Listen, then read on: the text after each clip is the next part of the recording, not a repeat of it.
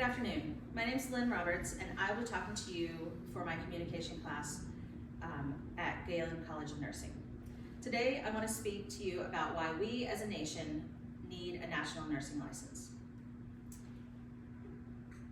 There are many benefits to a national license. First, it would mean greater access to quality health care for patients. This could be in person or also by telemedicine services provided by quality clinicians across state lines. Currently, if a nurse provides services across state lines and both states are not compact states, the nurse must hold a license in each state. Another benefit is for employers. They would have a larger number of quality job candidates. The nursing shortage has been prevalent for many decades and only continues to escalate. In fact, the World Healthcare Organization estimates that by the year 2035, there will be a 12.9 million healthcare worker deficit, largely comprised of nurses. Also, when the healthcare system has built up a multi-state presence, it is important for them to have the flexibility within their workforce to position their resources where they need them. Other considerations are the movement towards remote monitoring, and that could be across town or across states. And thirdly, nurses would benefit from a national license. Nurses would spend less time getting a new license for each state they desire to work. Nurses would be able to start a job in the new state much quicker, allowing them to provide quality care to patients faster. A NRP examination of license applications found that almost 1 in 10 nurses who were issued a new license last year waited 6 months or longer. And this is according to an analysis of licensing records from 32 different states. More than a third of these 226,000 nurses waited at least 3 months to obtain their license. Nurses would also benefit financially from a national license, $7,500. This is the approximate amount, according to nurse.org, a nurse would spend on application fees for nursing license in all 50 states, the District of Columbia, and 4 U.S. territories. This is solely the cost of the application. It does not take into account the cost of school transcript verification, verification of original nursing license, additional license verifications, and also criminal background checks or fingerprinting costs if required. Having a national nursing license benefits all 3 groups by allowing nurses to practice telenursing in states other than where the nurse resides. Small isolated communities across the country would benefit from quality access to nursing care. Large hospital systems that span locations over several states could benefit along with their nurses. They would be able to have educators that could teach them via distance learning. This would create a higher quality nurse. In turn, that would benefit the patients. And lastly, a national license could deploy nurses without the need for emergency legislation. This would save valuable time in the event of a natural disaster, mass casualty events, or a pandemic. Let's talk about the process of a nursing license. Prior to the 1900s, nurses were neither registered nor licensed. The vast majority of working nurses had no formal education and worked mostly in an unregulated, crowded workplace or as a private nurse in a home care setting. The first nursing license in the United States was issued in North Carolina in 1903, and all existing states had implemented nursing licensure by 1921.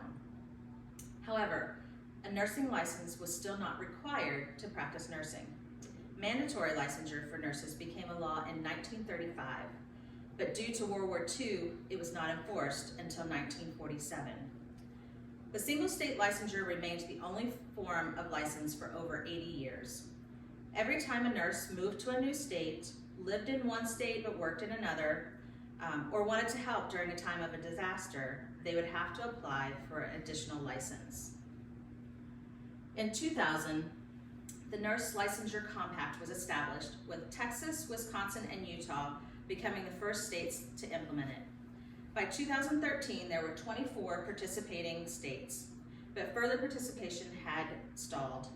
Opponents of the NLC were concerned that the National Compact would interfere with the oversight purposes of the State Nursing Board regarding vetting licenses, tracking them, and coordinating disciplinary actions. The National Council of State Boards of Nursing decided a revision of the compact was necessary to achieve nationwide participation, including this revision consisted of 11 uniform licensing requirements, including fingerprint-based criminal background checks. The Enhanced National License Compact was enacted in December of 2018. To date, there are 39 states participating in the Enhanced NLC according to ncsbn.org. While the Enhanced NLC is a great step in the right direction, there are still difficulties with having the enhanced version versus a national license. Enhanced Nurse Licensure Compact is not recognized by all states. The state you're currently licensed must become a member of the compact before recognizing licenses from other compact states. If you're currently licensed in a state that is not a member of the compact, well, then you have to apply for a new license whenever you want to go work in another state. When you're practicing under the Enhanced Nurse Licensure Compact, one big question always comes up is, where is your practice located? The American Nursing Association feels that the state where the nurse has their primary license is that state. In contrast, the National Council of State Boards of Nursing feels that it's the state in which the nurse is practicing. This can become highly confusing regarding rules, regulations, and disciplinary action. Which state is responsible for investigating claims against you? There's no default state for a nurse who holds an Enhanced Nurse Compact license when it comes to disciplinary actions, and this can become difficult to navigate for all involved. Having all states and territories agree on Common Nurse Practice Act requirements will be difficult. However, I feel that if it is accomplished, the process for nurses would be more streamlined. Imagine, you graduate from nursing school, you pass the NCLEX, then what? There's no limit. You are open to immediately go anywhere in the US and feel confident that you are qualified to work as a healthcare professional. States and employers should also be confident that the new hires will perform quality patient care. A national nursing license would allow nurses to safely perform their duties under the same scope of practice in all states, because there would be a national nursing scope of practice, as opposed to the current system where the scope of practice is determined by each individual state. In conclusion, healthcare policy should be reformed to allow for a national licensing rather than state licensing among healthcare professionals.